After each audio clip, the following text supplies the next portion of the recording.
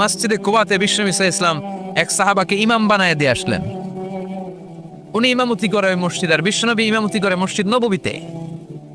মসজিদে কুবার যে ইমাম, তিনি প্রতি রাকাতে জাহরি কেরাতে মানে মাগরিব এশার ফজরের সালাতে প্রত্যেক রাকাতে সূরা ফাতিহার পরেই এই সূরা ইখলাস পড়ে। শুনতেছেন? প্রত্যেক রাকাতে সূরা ফাতিহার পরে কি পড়ে? ইখলাস। মাগরিবের প্রথম রাকাতেও ইখলাস, দ্বিতীয় রাকাতেও ইখলাস। এশার প্রথম রাকাতেও ইখলাস, দ্বিতীয় রাকাতেও ইখলাস। ইখলাস পরে এরপর অন্য একটা সূরা পড়ে, কিন্তু শুরু করে ইখলাস দিয়ে। ফজরের প্রথম রাকাতেও ইখলাস, দ্বিতীয় রাকাতেও। মুসল্লিরাকে পাইছে কি? পাইছে কি? খালি ইখলাস, খালি ইখলাস যে ধরছে। আপনি পাইছেন কি বলেন? ইমাম সাহেব বলে কিছুই পাই নাই, আমার মন চায় আমি পড়ি, তোর মন চাইলে তুই পড়, নাইলে যা। তোর কমিটির সভাপতি সেক্রেটারি এই মসজিদের ইমাম হিসেবে আমার নিয়োগ দেয় না, নিয়োগ দিছে বিশ্বনবী। আমার নিয়োগ যদি বাতিল করতে হয় লাগবে বিশ্বনবীরে তুই ভাগ। তোমার মনে চাইলে পড়ো, নাইলে অন্য মসজিদে পড়ো, যাও মিয়া। এটা তো সভাপতির সেক্রেটারি নিয়োগ দেয়া মসজিদ না, এটা নিয়োগ দিয়েছে বিশ্বনবী, ঠিক কিনা? নিয়োগ বাতিল করলো কে করবে? বিশ্বনবী। সবাই বিশ্বনবীর কাছে যে বললো, ইয়া রাসূলুল্লাহ, এমন মুসল্লি এমন ইমাম আপনি দিয়ে আসছেন, উনি ইখলাস ছাড়া আর কিছু পড়ে না। বিশ্বনবী বললেন, তাই নাকি? এমন করে কেন? ডেকে আনো। ডেকে আনা হলো। বিশ্বনবী বললেন, ওরে সাহাবী, ঘটনা কি হাসা? কয় হাসা। প্রতি রাকাতে সূরা ইখলাস পড়ো, তোমার কি কোরআন থেকে অন্য কোন সূরা মুখস্থ নাই? সাহাবী বলে, নবী, সব মুখস্থ আছে, কিন্তু এই সূরাটা আমার পড়তে ভালো লাগে, কারণ ফিহি সিফাতুর রহমান, এই সূরার ভেতরে আমার আল্লাহর পরিচয় আছে গো নবী। আমার আল্লাহর পরিচয়টা খুব সুন্দর করে দেয়া, আমার রবের কথা এই সূরার পরতে পরতে পাওয়া যায়, এজন্য এই সূরাটা পড়তে আমি বড্ড ভালোবাসি। বিশ্বনবী বললেন, ইমামতি যাবে না, তোরটা পার্মানেন্ট হইছে। আল্লাহু আকবার। তোর ইমামতি পার্মানেন্ট করে দিলাম, যেমনে পড়াইতি এমনি পড়াবি। প্রতি রাকাতে এই সূরাতুল ইখলাস তুমি পড়ো, সমস্যা নাই। এই যে তুমি সূরাতুল ইখলাস পড়ো, সূরাতুল ইখলাসকে ভালোবাসো, আল্লাহ বলেছেন এই ইখলাসের ভালোবাসার কারণে কিয়ামতের দিন আল্লাহ তোরে জান্নাতে ঢুকায়া দিবে। ইখলাসের ভালোবাসার কারণে আনতা মিন আহলিল জান্নাহ, তুমি জান্নাতে যাবা। হুব্বুকা ইয়াহা ইউদখিলুকাল জান্নাহ, এই সূরার ভালোবাসায় তোমার জান্নাতে ঢুকায়া দিবে। সুবহানাল্লাহ পড়েন।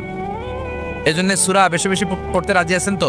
জাহেলি যুগে বিশ্বনবীর কাছে যখন সর্বপ্রথম তাওহীদের দাওয়াত আসলো, ওই সময়ে একটা লোক মূর্তির পূজা করত, মূর্তিটারে খুব দেখভাল করত, যত্ন করত, আদর সোহাগ করত, আর রাত্রিবেলা এটার সামনে মিষ্টি দই হালুয়া সিরা রাইখা কেঁদে কেঁদে মনের জ্বালার কথা মূর্তির কাছে কইতো। সে ভাবতো এটাই আমার বড় খোদা। সে কি ভাবতো? এটাই আমার, এটারে বললেই এটাই আমার বিপদ থেকে মুক্তি দিবে, আমাকে পরিত্রাণ দিবে, আমাকে সেভ করবে এটা। এভাবে সে আল্লাহকে বাদ দিয়ে মূর্তির ইবাদত করত, মূর্তিকে খুব যত্ন করত। একদিন কোন এক কাজে মূর্তিটাকে রেখে এসে ঘরের বাইরে গেল, এক পাশে গেল। কাজ শেষে এসে দেখে তার এই মূর্তির গায়ে পানি। মূর্তিটাকে দেখতে মনে হচ্ছে যে কে যেন গোসল করায় গেছে, পানি। তো সে ভাবলো, যেহেতু আমার খোদার গায়ে পানি, এটা নিশ্চয়ই ভালো পানি হবে। He thought it is the water of mercy and blessings. সে ভাবলো it could be the water of rahma, এটা মনে হয় রহমতের পানি হবে, যেহেতু খোদার গায়ে পানি। তো রহমতের গায়ে পানি শুকিয়ে যাওয়ার আগে খেয়ে ফেলি, তাহলে সব রহমত ঢুকবে কই? পেটে। When he thought it is the water of rahma, water of mercy and blessings, he started to suck it with his tongue. সে জিহ্বা দিয়ে চাটতে শুরু করছে, চেটে চেটে সব রহমত নিয়ে নিচ্ছে পেটে। When he started to suck it, he found the taste is little bit bitter. The taste is weird. জিহ্বা দিয়ে যখন চাটতে শুরু করছে, তখন সে পেল যে এটার স্বাদটা কেমন যেন কটা কটা লাগে, লবণাক্ত, একটু টক টক, হাজমুলার মতো লাগে। কিসের মতো? কিরে এরকম লাগে কেন? If it is the water of mercy, it should be sweeter. এটা যদি রহমতের পানি হয়, এটা সুইট হবে, মিষ্টি হবে। এটা টক লাগে কেন, কটা লাগে কেন? ঘটনা কি? খুঁজতে লাগলো ডানে বায়ে, খুঁজতে খুঁজতে দেখে ঘরের পাশেই দুইটা খ্যাকশিয়াল। অনেকেই এই বর্ণনাটা দিতে যে কুকুরের কথা বলে, কিন্তু হাদিসে এসছে খ্যাকশিয়াল, সালাবান, দুইটা খ্যাকশিয়াল। দেখলো যে একটা খ্যাকশিয়াল এখনো পা উঁচু করে রাখছে, মাঝখান থেকে রহমতের পানি এখনো কিছু পড়ছে, just dropping the water of Rahma, এখনো পড়তেছে টপ টপ। বোঝা যায় না? বোঝা যায়। টনক নড়েছে তার ঘুমন্ত বিবেক এবার জেগেছে। এবার সে চিন্তা করলো, হায় হায়, এতক্ষণ ভাবছি রহমতের পানি, এখন দেখি কুত্তার মুত, এখন দেখি খেকশিয়ালের পেশাব। সর্বনাশ, কি করলাম এতটা বছর, এত টাকা, এত পয়সা, এত আদর সোহাগ যত্ন এটারে দিলাম, কি দিল তার বিনিময়ে সে আমাকে? যে একটা খেকশিয়ালের পেশাব থেকে, কুকুরের পেশাব থেকে নিজের বাঁচাতে পারে না, সে জাহান্নামের আগুন থেকে কিয়ামতের দিন আমার কেমনে বাঁচাবে? রাগের চোটে খোদারে ধরে দিছে আসার। খোদারে ধরে কি করছে? এক আসারে খোদার হাত পাও নাই, ভাঙ্গা খোদারে নিয়া দৌড়ে দৌড়ে বিশ্বনবীর কাছে এসেছে। এসে বলল, আব্দুল্লাহর বেটা মোহাম্মদ, এতদিন ভাবছি এটা খোদা, এখন দেখি হুদা। হুদা হুদা এটার পিছনে ঘুরছি, এটার কোনো পাওয়ার নাই, সব পাওয়ার আছে একজনের। চিল্লায় বলো, তিনি কে?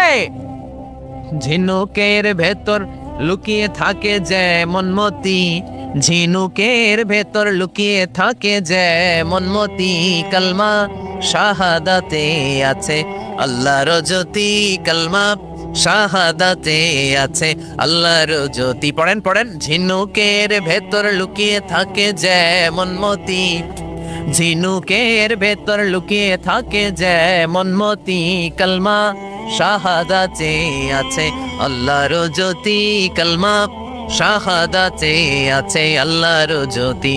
সুবহানাল্লাহ পড়েন।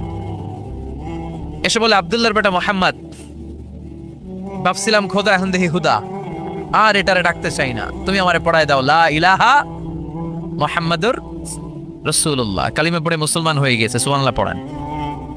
জিহাদের ময়দানে এক সাহাবা যুদ্ধ করতে করতে কাফির মুশরিকদেরকে কচু কাটা করে জাহান্নামে পাঠিয়ে দিচ্ছিলেন। জিহাদের ময়দানে ওনার যুদ্ধ দেখে সব সাহাবারা বলল, আজকের জিহাদের ময়দানের সব সওয়াব এই সাহাবা পেয়ে যাবে। বিশ্বনবী বললেন, হুয়া ফিন্নার, ও জাহান্নামে যাবে। এক সাহাবী তো অবাক, এটা আবার কেমন কথা? জান মাল সব বাজি রেখে জিহাদের ময়দানে আল্লাহর দুশমনগুলোর একটার পর একটাকে শেষ করে দিয়ে জাহান্নামে পাঠিয়ে দিচ্ছে, আর এই মুজাহিদ ফি সাবিলিল্লাহ জাহান্নামে যাবে? How come, how it's possible? এই সাহাবী পেছনে পেছনে লুকিয়ে লুকিয়ে দেখতে লাগলো যে আমি এটার শেষ দেখতে চাই। দেখতে দেখতে এক পর্যায়ে তিনি খুঁজে পেলেন যে সাহাবী কাফেরদের বিরুদ্ধে যুদ্ধ করতে করতে কাফেরদের বিশাল এক ঘাটির ভেতরে ঢুকে পড়েছে। সেখানে যুদ্ধ করতে করতে একটা পর্যায়ে এমন আসতো, সে মারে আবার মার খায়, শুধু মারে না, মারেও আবার মরেও। মার খেতে খেতে হঠাৎ তার ডান হাতে এক কাফের এক কূপ মেরে তার ডান হাতটা কেটে ফেলে দিল। তাকে আহত অবস্থায় রেখে দিয়ে কাফেররা অন্যদিকে চলে গেল। এই ডান হাত থেকে ব্লিডিং হতে হতে এমন অবস্থা আর সহ্য হয় না, আর কিছুক্ষণ ওয়েট করলেই তার শাহাদাতের মৃত্যু। কিসের মৃত্যু? কথা বলেন। আমাকে শহীদ করে সেই মিছিলে শামিল করে নিও, যে মিছিলের নেতা মীর হামজা, খোবায়েবে খাব্বাব আল্লাহর কাছে ছিল অতি প্রিয়, শামিল করে নিও আমাকে শহীদ করে সেই মিছিলে শামিল করে নিও। পড়েন আমিন। শাহাদাতের তামান্না যার অন্তরে থাকে না, সে মুমিন হতে পারে না, সে মুনাফিক। মরতে তো হবেই, এজন্য আল্লাহর কাছে আমরা শাহাদাতের মৃত্যু চাই, ঠিক কিনা? বিশ্বনবী বলেন, শাহাদাতের মৃত্যু নিয়ে কেউ যদি বিছানায় পড়েও মারা যায়, কিয়ামতের দিন শহীদদের কাতারে আল্লাহ তাকে দাঁড় করিয়ে দিবে।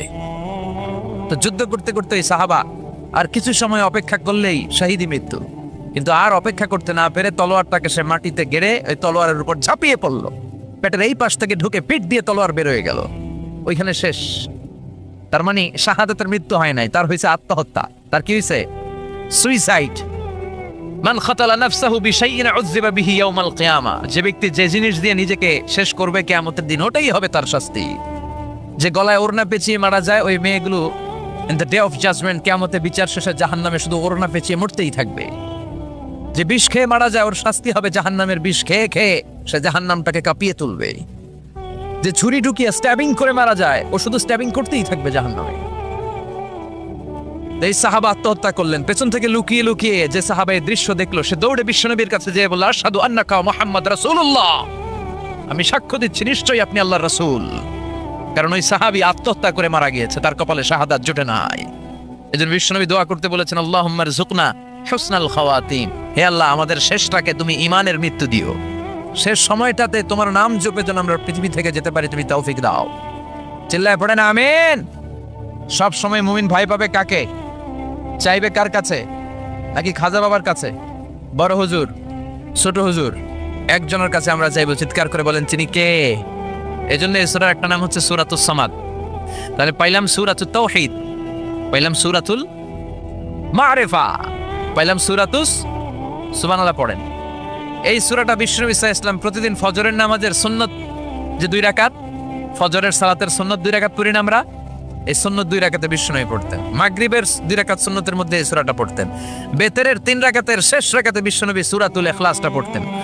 আবার তাওয়াফ করার পরে যারা হজ উমরা করছেন, তাওয়াফ করা লাগে না? কয়টা? 7টা।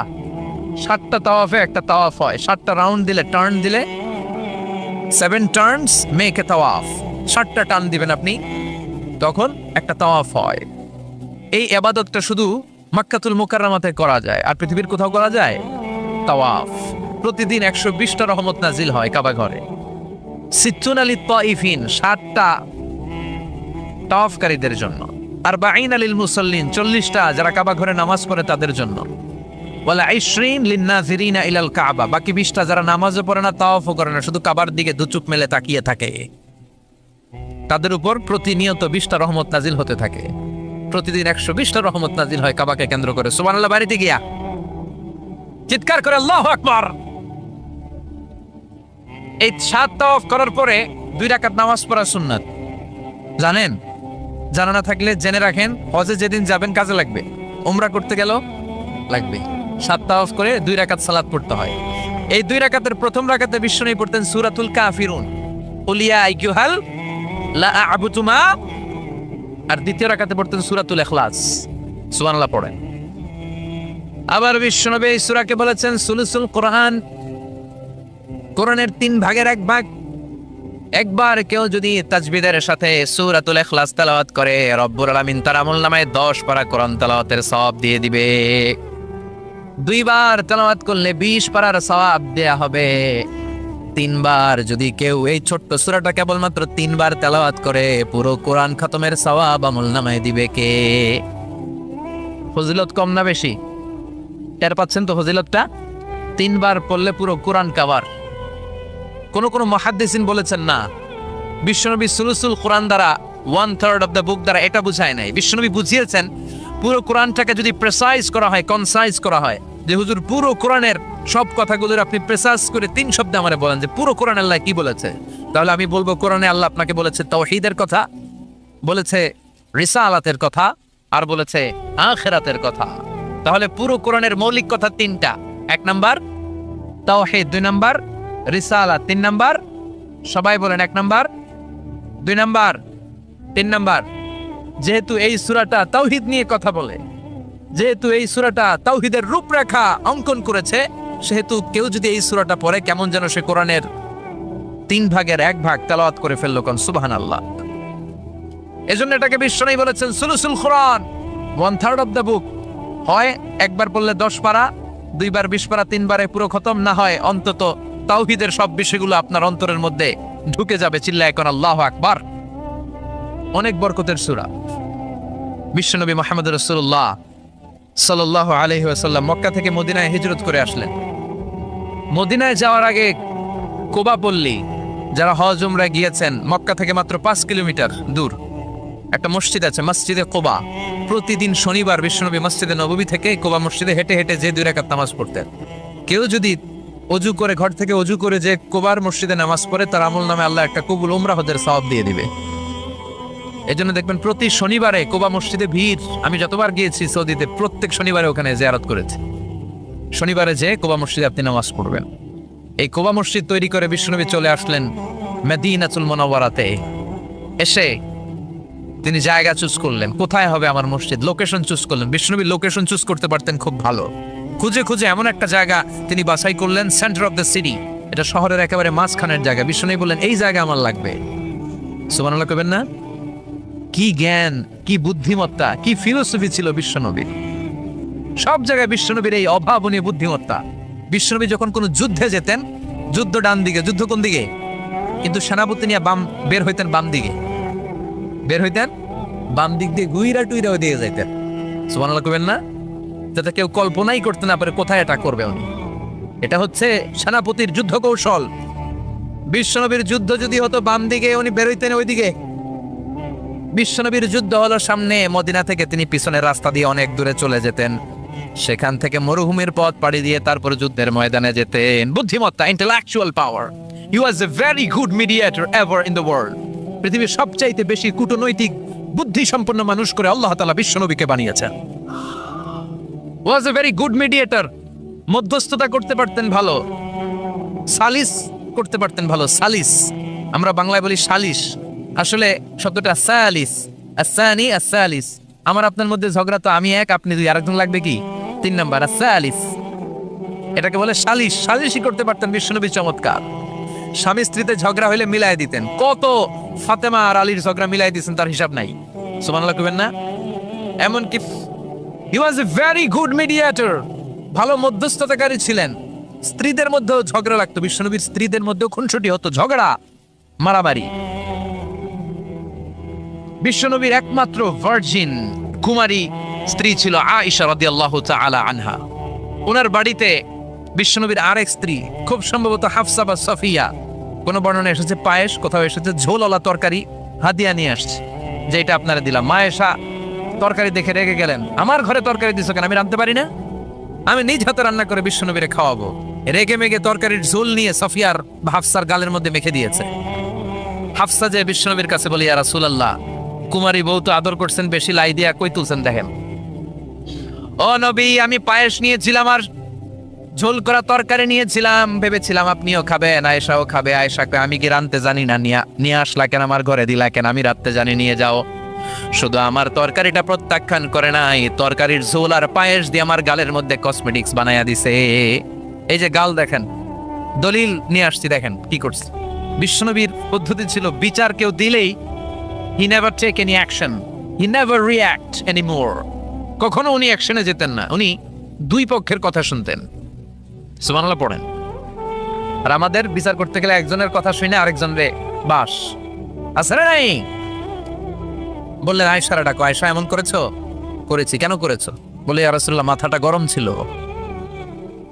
নিজেকে সামলাতে পারিনি গো নবী, সামলাতে পারিনি, আমি ভুল করেছি, আমি স্বীকার করলাম, মাফ করে দেন। বিশ্বনবী বললেন, এবার ঠিক আছে, দুজনের কথা আমি শুনেছি, এবার আমার জাজমেন্ট হচ্ছে কিসাস, মানে যেমন করেছো তেমন, গুতা মারলে গুতা, ঘুষি মারলে ঘুষি, আঘাত করলে আঘাত, ঠিক কিনা? হাফসাকে তুমি যেমনি ঝোল মাখিয়ে দিয়েছো, হাফসা তুমিও বাটি থেকে ঝোল নিয়ে আয়েশার গালে পলিশ করে দাও। হাফসাও সুযোগ পাইয়া ঝোল নিয়ে মেখে দিছে। এবার দুইজনের গালে কসমেটিক্স। বিশ্বনবী মুচকে হাসলেন, আরশের উপর থেকে খুশি হয়ে গেল কে? এটা হচ্ছে বিশ্বনবীর বিচার করার বুদ্ধিমত্তা। হি ওয়াজ এ ভেরি গুড মিডিয়েটর। ঝগড়া লাগলেই, বুখারীতে একটা চ্যাপ্টার আছে, চ্যাপ্টারের নাম হচ্ছে ইযহাবু বিনা নুসলিহ বাইনাহুম। চ্যাপ্টারের নাম আমাকে নিয়ে চলো, আমি মিলাইয়া দিব। চ্যাপ্টারের নাম কি? আমাকে নিয়ে যাও, আমি মিলাইয়া দিয়ে আসবো। কত জায়গায় যে বিশ্বনবী যে মিলাইয়া দিয়ে আসতেন। মক্কা থেকে তিনি যখন মদিনায় এসছেন, মদিনার দুইটা গোত্র ছিল, আউস আর খাজরাজ। এদের এই দুই গোত্রের মধ্যে 100 বছরের মারামারি, 120 বছরের যুদ্ধ, কেউ থামাতে পারে না। থামাতে পারবে কি করে? বাবা যখন মারা যায়, ছেলেরে বলতে আমারে মারছিল, তোরাও মারবি। কেউ যখন ইন্তেকাল করে ওসিয়ত করে যেত, আমারে কোপাইছে, তোরাও কোপাবি, কোপায় সাইজ করে ফেলবি। তো সবাই সবার রাগ আর ঝাল মেটানোর জন্য এরকম ছেলে মেয়েদেরকে ওসিয়ত করে যেত যে এই যুদ্ধ যেন বন্ধ না হয়, আমার প্রতিশোধ তুই নিবি বাবা। এরকম ডাকাত কিছু লোক আছে না নাই? দাউ দাউ করে আগুন শুধু জ্বালাতে চায়। 120 বছরের যুদ্ধ কেউ থামাতে পারে না। বিশ্বনবী মক্কা থেকে মদিনায় হিজরত করলেন। মদিনায় যে উভয় পক্ষরে নিয়ে বসলেন, উভয় পক্ষের সব কথা শুনলেন। এরপরে কথা শোনার পরে মাত্র 7 দিনের ব্যবধানে বিশ্বনবী 120 বছরের যুদ্ধ মিটায় দিলেন। এতদিন পর্যন্ত নিয়ম ছিল, আউসের কেউ খাজরাজের কোনো মেয়ে বিয়ে করে না, খাজরাজের কোনো ছেলে আউস থেকে মেয়ে নেয় না। ওদের আনন্দ ওদের মতো, এদের আনন্দ এদের মতো। এই মিলিয়ে দেওয়ার পর থেকে আউস আর খাজরাজের মধ্যে বিয়ে করানোর ধুম পড়ে গেল। এরা কুরবানির গোশত নিয়ে আউসের এরা খাজরাজের বাড়িতে দিয়ে আসে, খাজরাজের এরা আবার ওট জবাই করলে বড় রান দিয়ে আসে আউসের কাছে। সুবহানাল্লাহ পড়েন। বিশ্বনবী ছিলেন গুড মিডিয়েটর। তিনি মদিনায় লোকেশন খুঁজতেছেন, কোথায় হবে আমার মসজিদ নববী, যেটা হবে আমার ক্যান্টনমেন্ট, যেটা হবে আমার গণভবন, যেটা হবে আমার বাসভবন, যেখান থেকে আমি মিলিটারি সোলজার পাঠাবো অ্যাটাক করার জন্য, যেখানে হবে আমার জেলখানা, যেখানে হবে আল্লাহর কাছে সেজদা দেওয়ার জিকির করার জায়গা। চিল্লা এখন ঠিক কিনা? এখন মসজিদগুলোরে আমরা মনে করছি শুধু ইবাদতের জায়গা। এই মসজিদ কেন্দ্রিক সব হতে হবে। আপনি গোটা বিশ্ব দেখেন, বাংলাদেশের ছোট্ট একটা চিপার মধ্যে একটা মসজিদ দাঁড় করায় ফেলছে। মসজিদ হবে অনেক বড় এরিয়া নিয়ে, পার্কিং লট থাকবে বড় বড়। মসজিদের একতলায় থাকবে কমিউনিটি সেন্টার, এক জায়গায় থাকবে হিজামা সেন্টার, এক জায়গায় থাকবে রুকিয়া সেন্টার, আরেক জায়গায় খতিব সাহেব সোশ্যাল কাউন্সিলিং করবে। যুবকদের কি সমস্যা, নারীদের কি সমস্যা, বিধবাদের কি সমস্যা, কার কি মাসালা জানার আছে, লিগ্যাল অপিনিয়ন জানার আছে, খতিব সাহেব সোশ্যাল কাউন্সিলিং করবে। চিল্লা এখন ঠিক কিনা? এইভাবে গোটা বিশ্বব্যাপী মসজিদ কেন্দ্রিক কাজ হয়। এদেশে মসজিদে শুধু নামাজ, আর কিছু নাই। বিশ্বনবী লোকেশন তালাশ করতেছেন, কোথায় বানানো যায় মসজিদ নববী। খুঁজতে খুঁজতে এমন জায়গায় বিশ্বনবী চয়েস করলো, এটা ছিল ছাগল ঘোড়া এগুলোর আস্তাবল। কিছু জায়গায় খেজুর গাছের ভাঙা ক্ষেত, আর কিছু জায়গায় কাফির মুশরিকদের কবরস্থান। এখন এই জায়গায় মসজিদ করা তো কঠিন। বিশ্বনবী বললেন, না, আমার নজর এক জায়গায় যদি পড়ে ওইখান থেকে আমি ফিরাই না সহজে, ট্রাই করো, এটাই আমার লাগবে মসজিদে নববী। বিশ্বনবী বললেন, ছাগল গরুর আস্তাবলকে সমান করো, খেজুর গাছ ভাঙ্গা যেগুলো আছে খেজুর গাছগুলো কেটে ফেলো, কাফের মুশরিকদের যত কবরস্থান আছে কবরস্থান থেকে হাড্ডি গুড্ডি এখান থেকে নিয়ে অন্য জায়গায় দাফন করো। সুবহানাল্লাহ।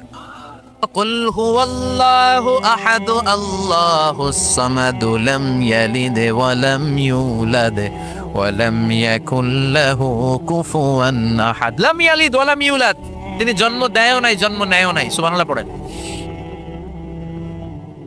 আমার বাবা আছে না? আপনার বাবা আছে না? আল্লাহর বাবা আছে? সুবহানাল্লাহ পড়েন। আমাদের ছেলে মেয়ে হয় না? আমাদের কারো ছেলে হয়, কারো মেয়ে হয়। আল্লাহর ছেলে মেয়ে আছে? কথা কন। মক্কার মুশরিকরা বলতো আল মালাইকাতু বানাতুল্লাহ, ফেরেশতারা আল্লাহর মাইয়া। কি কইতো? ফেরেশতারা আল্লাহর মেয়ে। আর বলতো সাইয়েদনা উযাইর আলাইহিস সালাম আল্লাহর ছেলে, সাইয়েদনা ঈসা আলাইহিস সালাম আল্লাহর ছেলে, ফেরেশতারা হলো আল্লাহর মেয়ে। আল্লাহ বলে, ভুল বললি, লাম ইয়ালিদ ওয়া লাম ইউলাদ। সুবহানাল্লাহ। তার কোনো নসবনামা নাই, আমাদের নসবনামা আছে।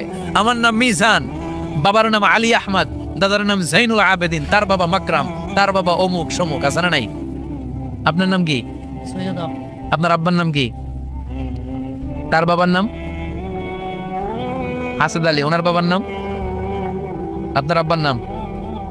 হ্যাঁ, মমতাজ উদ্দিন। বাবার নাম কেরামত আলী, দাদার নাম খায়া ফলাইছে, মনে থাকে না আমাদের। বিশ্বনবীর বাবার নাম আব্দুল্লাহ, তার বাবার নাম আব্দুল মুত্তালিব, ওনার বাবার নাম হাশিম, ওনার বাবার নাম কিলাব, মুররা, গালিব, ফিহর, এভাবে যেতে যেতে আদনান, যেতে যেতে ইসমাইল, যেতে যেতে ইব্রাহিম আলাইহিস সালাম, যেতে যেতে শীস, যেতে যেতে আদম আলাইহিস সালাম। এটা বিশ্বনবীর নসবনামা, ঠিক কিনা? আমাদের নসবনামা থাকে, আমাদের বংশ পরিক্রমা থাকে। আমার নাম অমুক, বাপের নাম অমুক, দাদার নাম অমুক। তো আল্লাহর নাম আল্লাহ, আল্লাহর বাপের নাম কি? আল্লাহর দাদার নাম আছে? আছে। এজন্য আল্লাহ বললেন, লাম ইয়ালিদ ওয়া লাম ইউলাদ ওয়া লাম ইয়াকুল লাহু কুফুয়ান আহাদ। আল্লাহু আকবার। ওয়া লাম ইয়াকুল লাহু কুফুয়ান আহাদ, মহাবিশ্বে তার মতো কেউ নাই, তিনি তার মতো। লাইসা কামিসলিহি শাই, কেউ তার মতো নয়, তিনি তার মতো। সুবহানাল্লাহ। তার মতো ক্ষমতায়,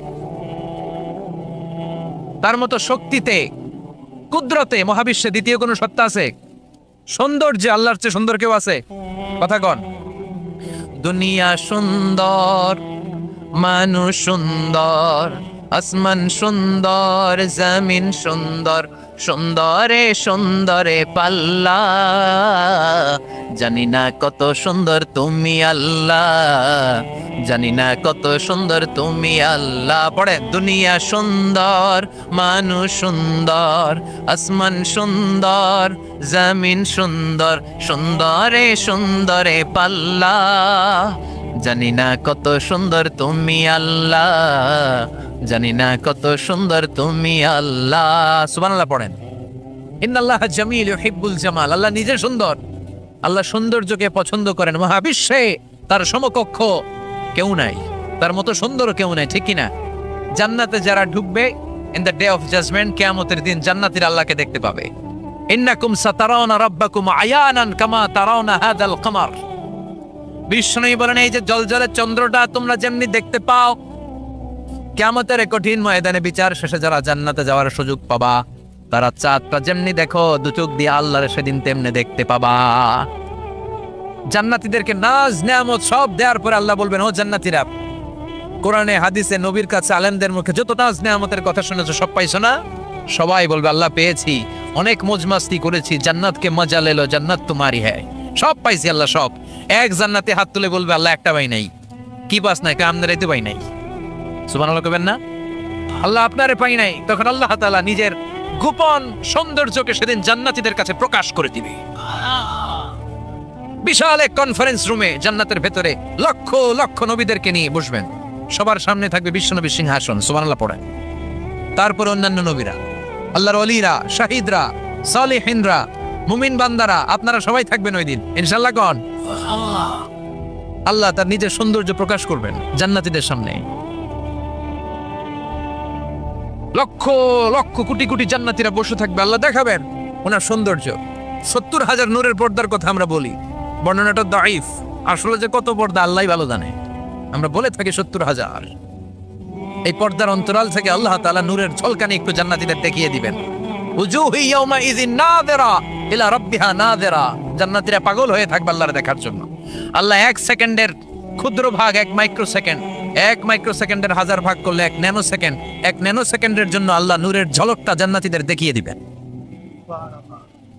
1 সেকেন্ডেরও কম সময় দেখাবেন, দেখিয়েই নাই, কিন্তু 1 সেকেন্ডের জন্য কি যে এক ঝলক দেখলো জান্নাতীরা এরকম তাকায় থাকবে। এক তাকানোতে লক্ষ বছর কোটি বছর চলে যাবে, সামনে কিন্তু আল্লাহর নূর নাই। ওই যে 1 সেকেন্ড দেখাইছিল, পাগলের মতো তাকিয়েই থাকবে, লক্ষ কোটি বছর গুজরিয়ে যাবে। সুবহানাল্লাহ পড়েন। এজন্য সে আল্লাহ বললেন, কুল হুয়াল্লাহু আহাদ আল্লাহুস সামাদ লাম ইয়ালিদ ওয়া লাম ইউলাদ ওয়া লাম ইয়াকুল লাহু কুফুয়ান আহাদ। কুল হুয়াল্লাহু আহাদ। ও নবী আপনি বলেন আমি এক, আমি অদ্বিতীয়, আমার শরীক নাই। আল্লাহ নামটা এত মজার নাম, দেখেন হাজার হাজার বছর ধরে এই মহাবিশ্বে যত আল্লাহর প্রিয় বান্দারা একটা নামের জিকির করে। নামটা কি? কি নাম? আল্লাহরে প্রাণ থেকে, হৃদয় থেকে একটা ডাক দেন, চিল্লায় পড়েন আল্লাহ। হৃদয় থেকে আল্লাহরে ডাকেন, পড়েন ইয়া আল্লাহ। হাজার বছর ডাকলেও পুরান লাগবে না, পুরাতন মনে হয় না। প্রতিদিনই নিত্য নৈমিত্তিক নামটারে নতুন মনে হয়, ঠিক কিনা? এজন্য আল্লাহ বললেন, হুয়াল আউয়াল ওয়াল আখির ওয়াজ যাহির ওয়াল বাতিন ওয়া হুয়া বিকুল্লি শাইইন আলিম। প্রথমেও আমি, শেষেও আমি, গোপনেও আমি, প্রকাশ্যেও আমি, ঠিক কিনা? প্রথমে আল্লাহ আল্লাহ, শেষেও আল্লাহ আল্লাহ, আকাশে আল্লাহ আল্লাহ, জমিনে আল্লাহ আল্লাহ। পড়েন, প্রথমে আল্লাহ আল্লাহ, শেষেও আল্লাহ আল্লাহ, আকাশে আল্লাহ আল্লাহ, জমিনে আল্লাহ আল্লাহ। নিখিল জাহান গায়ে গুণগান তারে নামে গায়, আমরাও গাহি তাআলা হামদে বারি তাআলা, হামদে বারি তাআলা, হামদে বারি তাআলা। সুবহানাল্লাহ পড়েন। আর তিনি প্রথম, তিনি শেষ, তিনি প্রকাশ্য, তিনি গোপন। এজন্য চাইতে হবে কার কাছে? ওনার নামটা কত সুন্দর দেখেন, আলিফ লাম লাম হা, আল্লাহ। এটার কোনো স্ত্রী বচন হয় না, এটার দ্বিবচন হয় না, এটার বহু বচন হয় না। ভগবানের ভগবতী আছে না নাই? ঈশ্বরের ঈশ্বরী, গডের গডেস। কিন্তু আল্লাহর নামের কোনো পরিবর্তন হয়? কি মজার নাম! বিপদে বললেই আমরা জপি। বিপদ যত বেশি হয় আল্লাহর নামের জিকির তত বেশি। আবার বিপদ যখন চলে যায় আল্লাহর নামের জিকিরও বন্ধ হয়ে যায়। এরকম ডাকাত আছে না নাই? ফাইদা রাকিবু ফিল ফুলকি দাআবুল্লাহ মুখলিসিনা লাহুদ্দিন ফালাম্মা নাজ্জাহুম ইলাল বাররি ইদাহুম ইউশরিকুন। আল্লাহ বলেন, আমার কিছু কুলাঙ্গার বান্দা আছে যেগুলো বিপদে পড়লে আমার নামের জিকির করে, বিপদ চলে যায় আমি আল্লাহরে গালি মারে। এরকম ডাকাইত আছে না নাই? ভূমিকম্প, আল্লাহ বাঁচাও, ভূমিকম্প নাই, ধুম্বা চলে দম, আছে না নাই? তুফানের মধ্যে পড়লে বলে আল্লাহ আমারে বাঁচাও। বজ্রপাতের মাঝখানে পড়লে আল্লাহরে ডাকে, আল্লাহ তুমি আমারে বাঁচাও। বজ্রপাত নাই, আল্লাহও নাই। এরকম ডাকাইত আছে না নাই? এটা হচ্ছে মুনাফিকদের কারবার। মুমিনরা সবসময় জিকির করে একজনের, তিনি কে? এজন্য সূরাতুল ইখলাসের প্রথম আয়াত থেকে শিক্ষা হচ্ছে কুল হুয়াল্লাহু আহাদ।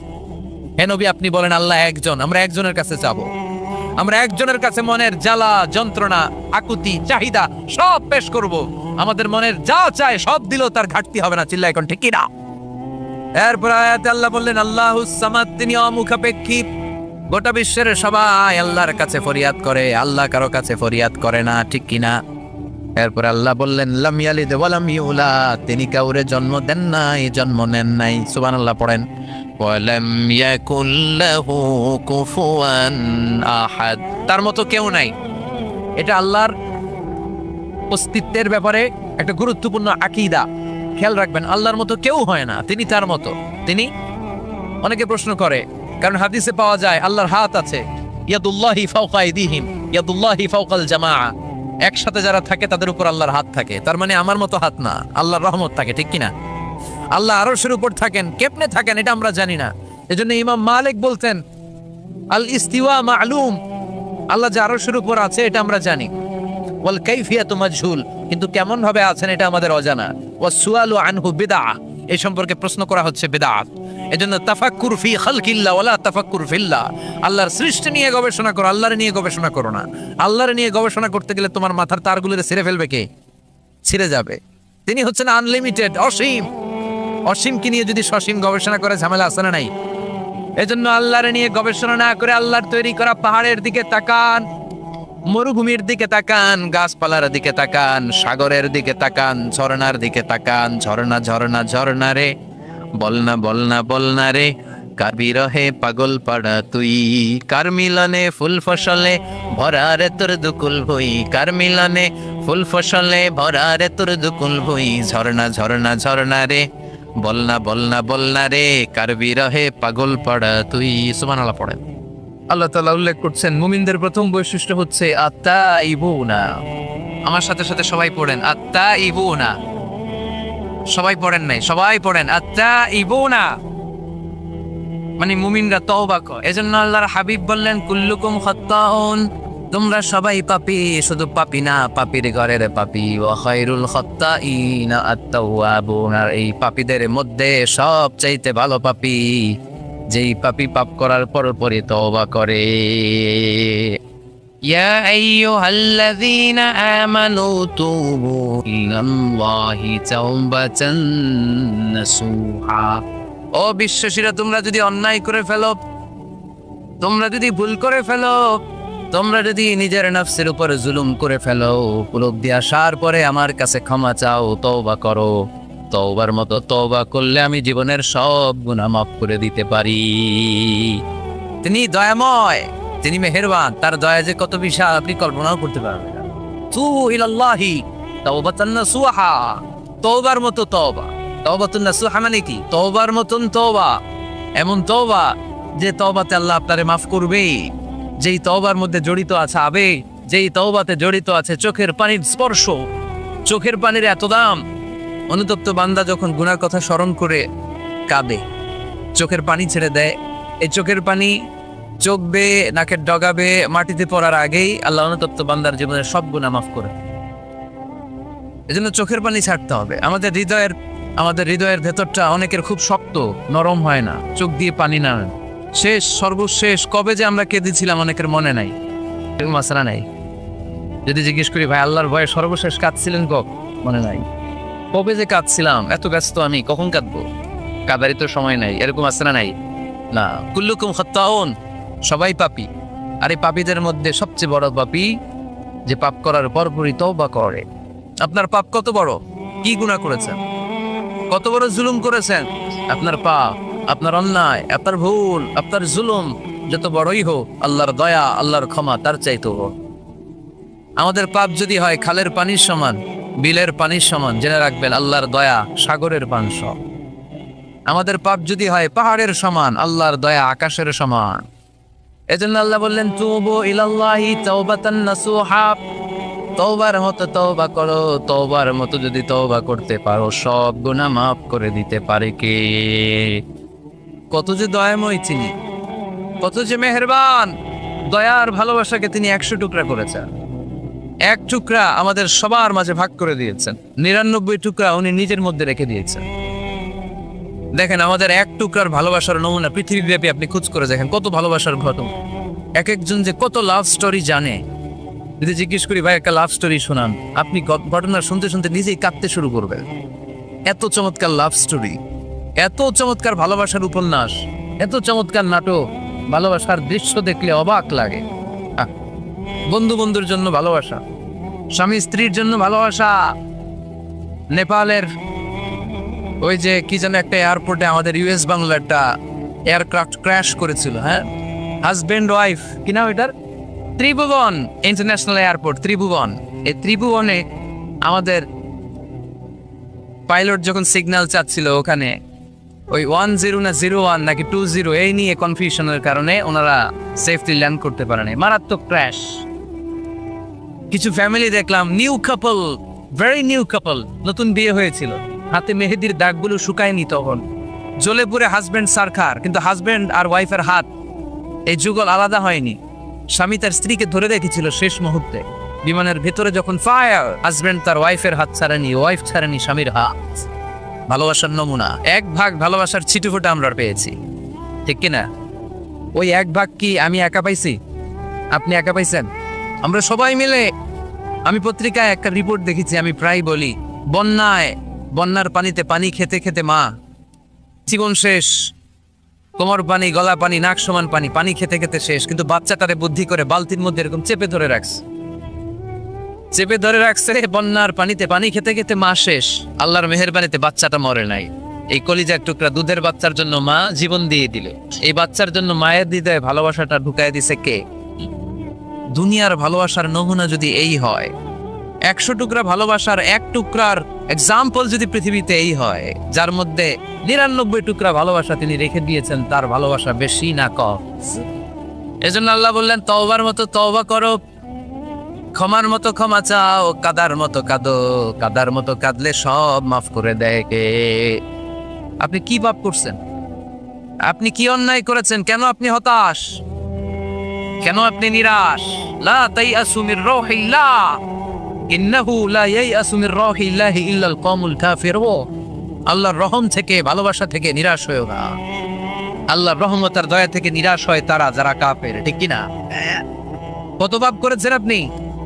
বনি ইসরায়েলের এক সিরিয়াল কিলার ছিল, সেই বুখারীতে এসেছে, সে এত হত্যা করেছে, হত্যা করতে করতে করতে 99 জন মানুষকে সে সিরিয়ালি মার্ডার করে ফেলছে। কয়জনকে? আপনি মারছেন কয়জন রে? আমি মারছি কয়জন রে? সে 99 জনকে মারছে। কয়জনকে?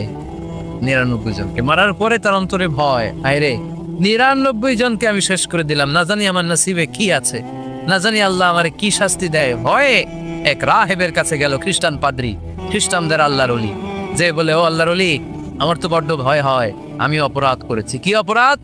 আমি 99 জনকে হত্যা করেছি। রাহেব বলে, 99 জনকে হত্যা করছো? সর্বনাশ, তোর কপালে তো ক্ষমা নাই।